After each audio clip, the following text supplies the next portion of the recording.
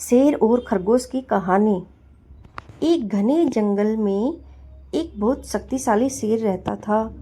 वह रोज कई जानवरों का शिकार करता था। उसके डर से जंगल के सभी जानवर हमेशा सहमे रहते थे। एक दिन सभी जानवर इकट्ठा हुए और उन्होंने सोचा कि यदि ऐसा ही चलता रहा तो जंगल में कोई भी जीवित नहीं बचेगा।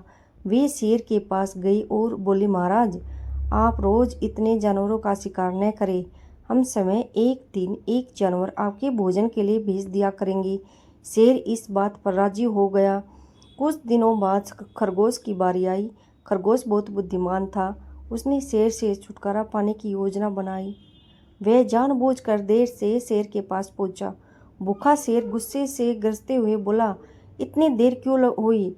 खरगोश ने डरने का अभिनय करते हुए कहा, महाराज, रास्ते में एक दूसरा शेर मिल गया। उसने कहा कि वही इस जंगल का असली राजा है। उसने मुझे रोक लिया था। यह सुनकर शेर क्रोध से भर उठा और बोला, मुझे तुरंत उस शेर के पास ले चलो। खरगोश से उसे एक गहरे कुएं के पास ले गया और बोला, महाराज, वह इसी कुएं में रहता है। शेर ने कुएं में झांका तो उसे पानी में अपनी परछाई दिखाई दी। उसने उसे दूसरा शेर समझ लिया। गुस्से में वह जोर से दहाड़ा। कुएं से उसकी आवाज़ गूंजकर वापस आई। शेर को लगा कि दूसरा शेर उसे चुनौती दे रहा है। वह तुरंत कुएं में कूद पड़ा और डूबकर मर गया। शेर के मरते ही जंगल के सभी जानवर खुशी से झूम उठे।